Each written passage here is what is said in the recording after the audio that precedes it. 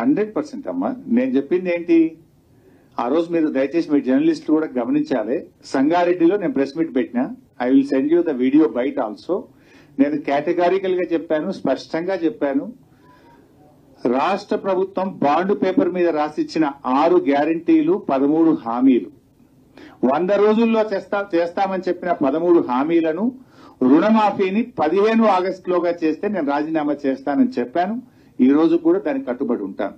నేను ఆ రోజు ఇంకా స్పష్టంగా చెప్పాను, అవ్వా తాతలకు 4000 పెన్షన్ వస్తే నాకు ఆనందం తప్ప నేను ఒక్కరిని ఎమ్మెల్యే పదవిలో ఉండడం నాకు ఆనందం కాదు.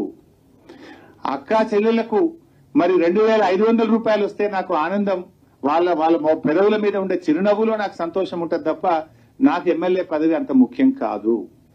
ఇవాళ ప్రతి పేదవాడికి ఇల్లు ఇస్తామన్నారు 5 లక్షల రూపాయలతోని. పేదలందరికీ ఇల్లు వస్తే నేను ఆనందపడతా తప్ప నేనేదో కొత్తగా ఎమ్మెల్యే పదవి చేస్తలేను. నాకే మంత్రి పదవి, ఎమ్మెల్యే పదవి నేను కొత్తగా జీవితంలో అనుభవిస్తలేను. నా పదవి కంటే తెలంగాణ ప్రజల అక్కా చెల్లెళ్ళ అవ్వాతాతల కళ్ళల్లో వాళ్ళ పెదవుల మీద సంతోషమే నాకు ఆనందం. వాళ్ళందరికీ నువ్వు ఇస్తే, కనీసం నా ఛాలెంజ్ తీసుకొని అయినా ఇస్తే నేను రాజీనామా చేస్తా, మళ్ళీ నిలబడాలని కూడా చెప్పిన. ఇప్పుడు కూడా చెప్తున్నా మీ ద్వారా, రుణమాఫీ 15 ఆగస్టులోగా పూర్తి చేయడంతో పాటు 100 రోజుల్లో అమలు చేస్తామన్న బాండ్ పేపర్ మీద రాసిచ్చిన 13 హామీలు అమలు చేయండి. I'm ready for my resignation. అన్న వాళ్ళు చెప్పిండ్రే, నువ్వు చెప్పరా? అదే 4000 పింఛన్ వచ్చినా? అదే 4000 పింఛన్ కాదు రగన్న. మే నెల 2000 పెన్షన్ ఇచ్చే 2000 మే రాలే, జూన్ 2000 రాలే. 2 నెలల నుంచి అవ్వాతాతలకు పింఛన్ రాక పరిశాన్ అవుతున్నారు.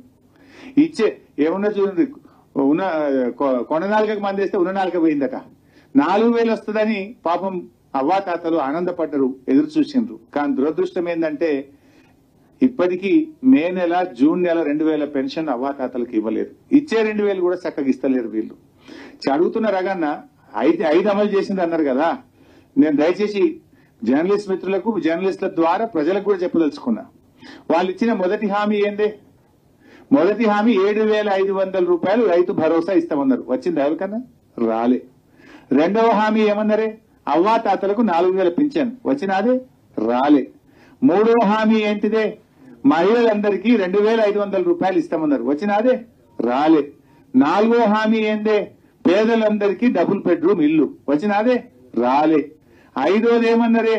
విద్యార్థులకు విద్యార్థి భరోసా కార్డు ఇస్తాము, 5 లక్షలు ఇస్తామన్నారు. వచ్చినాదే? రాలే. ఏమొచ్చినాయి? 5 హామీలు, 5 అమలే కాలే. అంటే అధికారంలో ఉన్నామని, పదవిలో ఉన్నామని గొంతు పెద్దగా చేసుకొని మాట్లాడినంత మాత్రాన వచ్చిందా రాలేదా ప్రజలకు తెలియదా? ఈ రాష్ట్రంలో అక్కచెల్లెలకు 2500 వచ్చిందా లేదా అక్కచెల్లెలకు తెలియదా? అవ్వాతాతలకు 4000 వచ్చినాయా లేదా తెలియదా? ఇలా నువ్వు ఇచ్చిన గ్యాస్ కరెంటు కూడా సగం సగమే కాదే. ఈ రాష్ట్రంలో 90 లక్షల మంది తెల్ల రేషన్ కార్డుదారులు ఉన్నారు. నువ్వు ఎంతమందికి ఉచిత గ్యాస్ ఇచ్చినవే? నువ్వు గ్యాస్ ఎందరికి? సగం మందికి కూడా రాలేదు. అంటే ఇలా మీరు ప్రజలను తప్పుదో పట్టే ప్రయత్నం చేస్తున్నారు. నేను ఇంకా చాలా అంశాలు మాట్లాడాలనుకున్నా కానీ ఇది కొన్ని లక్షల మంది రైతులకు సంబంధించింది కనుక నేను ఇతర అంశాల్లోకి పోవడం లేదు. దయచేసి జర్నలిస్టులను కూడా నేను కోరేది, ఎంతో ఆశతో ఈ ప్రభుత్వానికి రైతులు ఓట్లేసినారు. ఇవాళ వాళ్ళ ఆశలను వమ్ము చేస్తున్నది ఈ ప్రభుత్వం. ఇప్పటికే మీరు చూస్తున్నారు, రోజు పొద్దున్నే పేపర్ చూడాలంటే బాధ అవుతుంది. రైతు ఆత్మహత్య లేని రోజు లేదు. మీరు ఏ పేపర్ అని చదవండి, ఏదో ఒక చోట, ఏదో ఒక పేజీలో ఇవాళ 2 రైతుల ఆత్మహత్య, ఇవాళ 1 రైతు ఆత్మహత్య, ఇవాళ 3 రైతుల ఆత్మహత్య. ప్రతిరోజు రైతు ఆత్మహత్యలు పత్రికల్లో కనబడతా ఉన్నాయి. దాదాపు 400 పైచిలకు రైతులు ఆత్మహత్య చేసుకున్నారు. గతంలో ఇదే విషయం మాట్లాడితే రేవంత్ రెడ్డి గారు ఆ వివరాలు పంపండి, నేను ఏదో 24 గంటల్లో వాళ్ళందరికీ నేను డబ్బులు ఇస్తా అన్నాడు. పంపించిన 24 గంటలు కాదు, గంట సేపట్లో పంపించినాం. ఇప్పటి వరకు స్టడీస్ అప్పులు లేదు. అయినా ఆగలేదు. ప్రభుత్వం రైతులకు భరోసాని ఇవ్వాలి, ధైర్యాన్ని ఇవ్వాలి, రైతు ఆత్మహత్యలను ఆపే ప్రయత్నం చేయాలి. ఇటువంటి సమయంలో ఒకవైపు రైతులు ఆత్మహత్య చేసుకుంటున్నారు, కరువు కాటకాలు ఉన్నాయి, వర్షాలు సరిగా పట్టలేవు, రైతులు ఇబ్బందుల్లో ఉన్నారు. ఇప్పుడు ప్రభుత్వం ఉదారంగా ముందుకొచ్చి షరతులు లేకుండా అందరికీ రుణమాఫీ చేసి రైతులకు కొండంత అండగా ఉండాలని చెప్పి ప్రభుత్వాన్ని మేము కోరుతా ఉన్నాం. ఒకవేళ ప్రభుత్వం ఈ షరతులను విరమించుకోకపోతే, ప్రభుత్వం రైతులందరికీ రుణమాఫీ చేయకపోతే రైతుల పక్షాన బీఆర్ఎస్ పార్టీ పెద్ద ఎత్తున పోరాటానికి దిగుతుంది. రేపు శాసనసభలో కూడా ప్రభుత్వాన్ని గట్టిగా నిలదీస్తాం. ప్రజా పోరాటాలకు కూడా శ్రీకారం చుడతాం. Thank you.